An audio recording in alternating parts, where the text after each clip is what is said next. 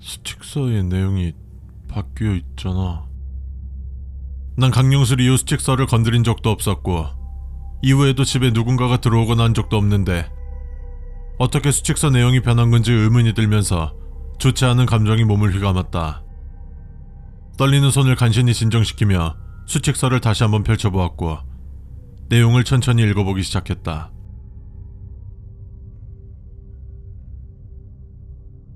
해당 수칙서의 내용이 보이신다면 당신은 강령술에 성공하신 것입니다. 포기하지 않고 저를 위해 강령술을 해주신 것에 대하여 감사합니다.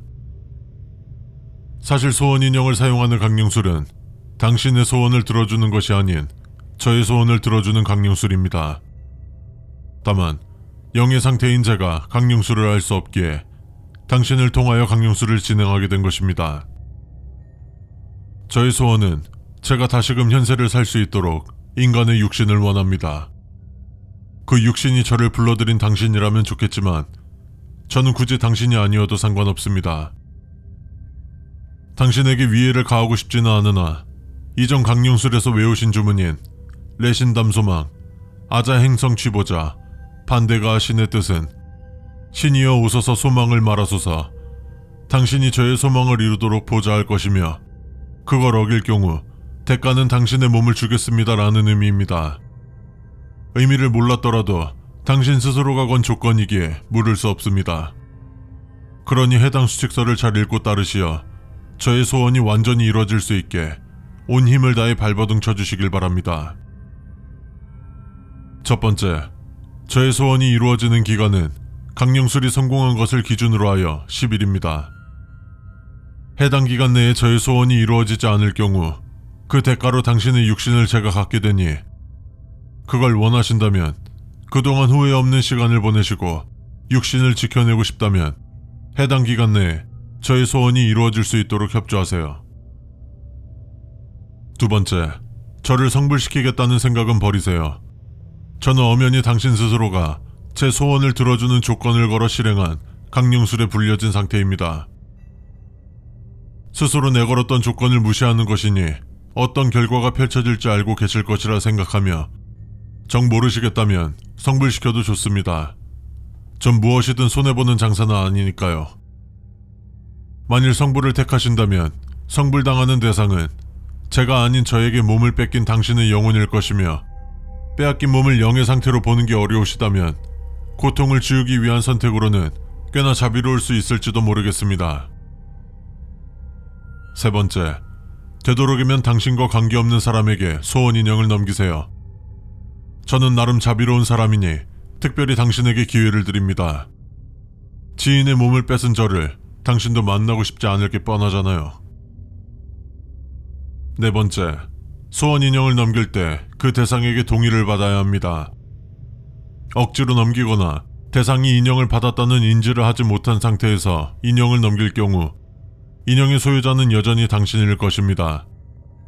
만일 인형을 받는 걸 동의하지 않는 사람에게 억지로 떠넘기고 그 사람이 인형을 버릴 경우 아니면 당신 스스로가 인형을 버릴 경우 소유권은 변하지 않으며 나중에 후회하고 인형을 찾으려 해도 찾기 어려울 것입니다. 그리고 저는 피폐해지는 당신을 상상하며 새로운 삶의 시작을 기다리고 있겠습니다. 다섯 번째, 소원 인형에게 해를 가하지 마세요. 소원 인형은 잠시지만 제가 깃든 상태입니다. 사람들은 자신을 위협하는 대상에게서 본능적으로 스스로 방어를 하며 그때 대상에게 상해를 가한다 하더라도 정당방위라고 하는 것 같은데 저도 그러지 말라는 법은 없습니다. 이와 같은 상태일 경우 정해진 시간이 남았더라도 바로 대가를 받게 될 것이니 저를 되도록 상처 없이 잘 간직하고 계시길 바랍니다. 저주 인형 따위와 절 동일 취급하지 마시고 화풀이할 시간이라도 있으면 괜히 힘 빼지 마시고 제 소원을 이루어주는 것에만 전념하세요. 여섯 번째, 이전 소원 인형을 소유했던 사람을 찾지 마세요.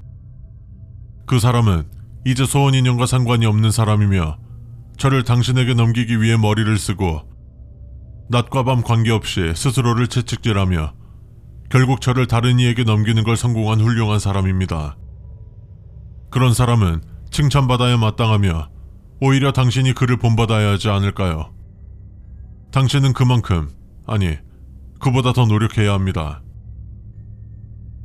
7번째, 더는 방법이 없다 생각할 경우 판매원을 찾아 소원인형을 판매해달라 요청하세요.